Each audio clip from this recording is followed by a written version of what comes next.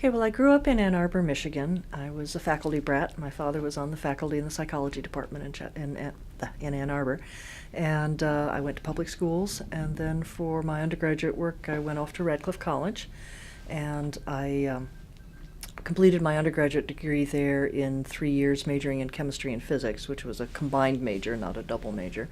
And I wasn't ready to leave undergraduate school yet, so I spent the 4th year there doing a master's degree in physics. And then I went to graduate school at the University of Illinois at Urbana-Champaign and spent 5.5 years there completing my PhD. Then I went to MIT as a postdoc for about 2 years, and then I was given a faculty position here at Chapel Hill, and I've been here ever since 1982. So it's a rather direct path from there to here.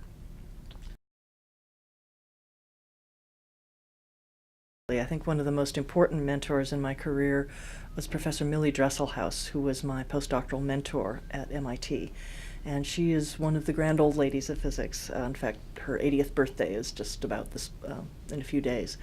And she has been one of the great pioneers, not only in excellence in physics. She basically transformed the science of carbon over her many years, long career, but she's also been a huge leader and advocate for women in science. So not only did she, of course, help me when I was a postdoc by helping me to advance in the quality of the physics that I do and understanding how to be an independent scientist, ever having been a graduate student, but throughout my career she has helped me in a lot of ways. She will often be asked by some national body to recommend people for committees or other kinds of roles within the larger scientific community, and she sort of runs down her mental Rolodex and comes, okay, here's someone for whom this is the right time in their career to take that next step and take on that role. And sometimes that card on the Rolodex has been me, and that's made a huge difference to me in my ability to play a role on the national stage in science.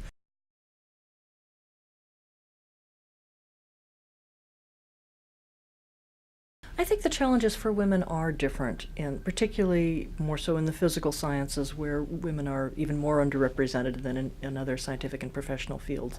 I mean, at my level of full professor in a PhD granting institution, only about 6% of the people in those positions in physics departments are women.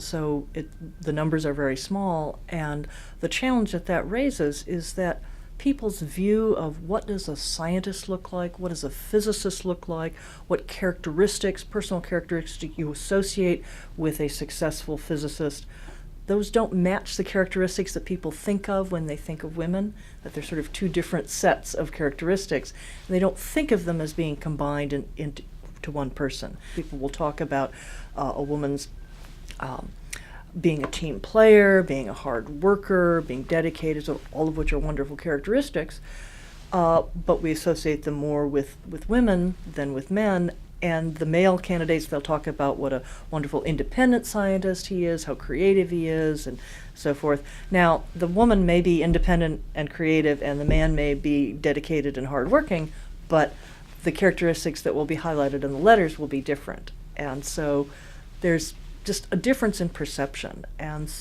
as a result, the standard line is you have to be twice as good to be thought to be equal, and I think that's still very much true. The way that people are socialized, it's not because they're venal or wish women ill, but when you think of a scientist, you don't think of somebody who looks like me.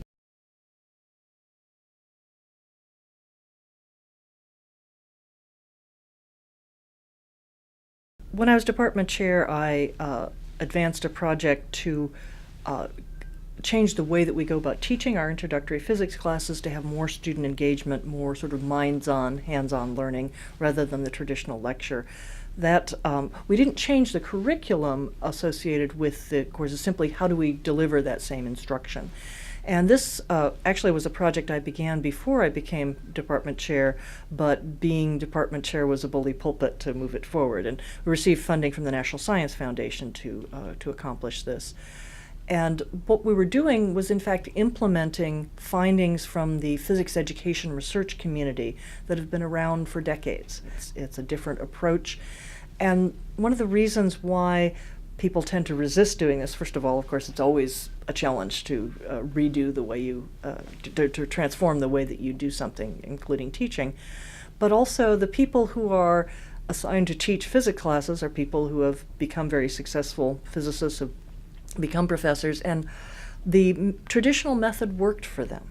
It worked for us. This is how we got where we are, but it doesn't work for most students. The people for whom this is successful is a very small subset, and those are the people who grow up to be physics professors. It's a real small subset of the people that we teach.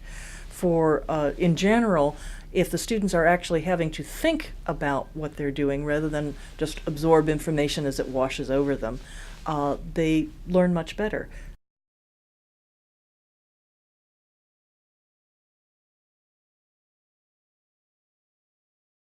Well, UNC BEST, the BEST standing for Baccalaureate Education in Science and Teaching, is a program whereby students who are majoring in sciences, that be physics, biology, chemistry, geology, and mathematics, can at the same time prepare themselves to be certified high school science teachers rather than having to go on and get additional education.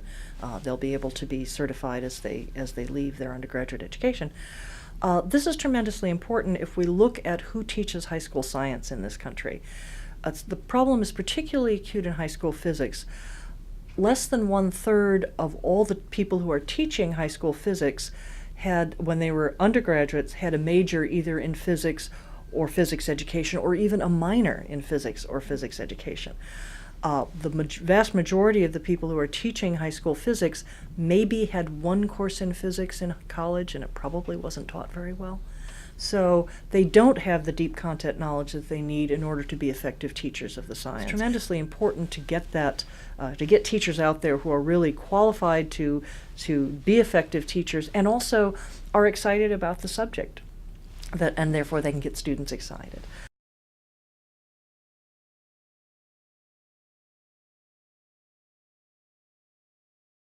This class has been more fun to teach than anything I've ever done in my career as a professor.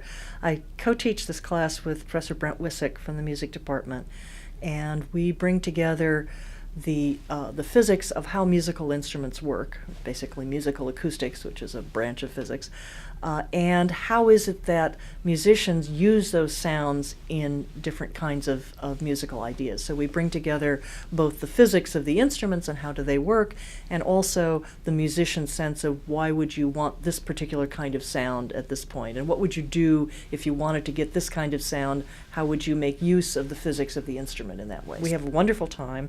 The students engage in hands-on learning. Not only do they do experiments like you might do in a classic introductory physics lab, but they also build their own instruments. They build a stringed instrument and a wind instrument out of whatever they can find lying around their dorm or by dumpster diving or whatever. So these are very unconventional instruments. And then the last day of class we have a concert. Teaching this class has taught me a number of things about the way people learn.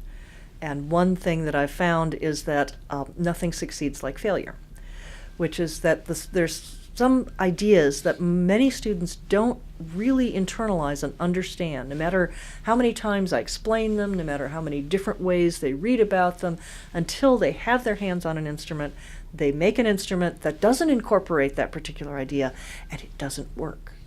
That's when the light bulb goes on.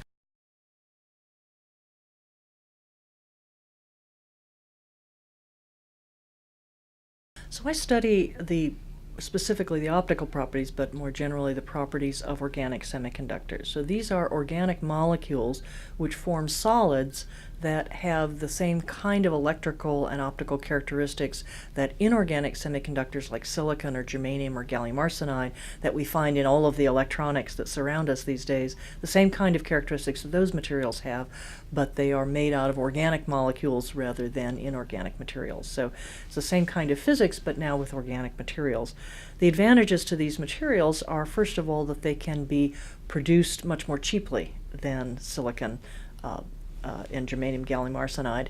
So you can make them with the same kind of chemical processes that you make nylon and other sort of commodity organic materials. They're very lightweight and they're mechanically flexible. So we can imagine and even move toward making things like solar cells and computer laptop displays on flexible substrates. So you can imagine depositing the material for your laptop display on a piece of flexible plastic foil. So you could roll that display up and put it in your pocket. So you could imagine coating the top of a car with solar cells made out of these materials because it would conform to the shape of the car. So these materials have a lot of promise in that regard of being able to do many of the things that we do now with silicon or gallium arsenide, but do them in ways that are cheaper, are easier to manufacture, and are more mechanically flexible, and so we can put solar cells and displays in places that you couldn't put them if you had something that was rigid and also expensive. Well, the important thing is to persevere, because there's a lot of wonderful things that you can find yourself doing, wonderful ideas to be engaged in. Just it's an intellectually exciting and satisfying field, but along the way you may find some things that discourage you. Simply the fact that you're doing something that not very many people think of as something that women do. That can be discouraging even if nobody comes out and tells you that, which mostly they won't. But I mean, we all get these messages, subliminal or otherwise.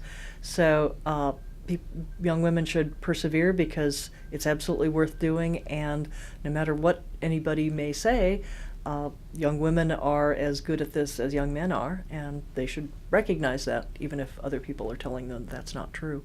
It's a wonderful life, and it can be combined with other kinds of things that people might want to do, with family life, with doing good in the world, with making a difference in your community. All of those things are compatible with a science career.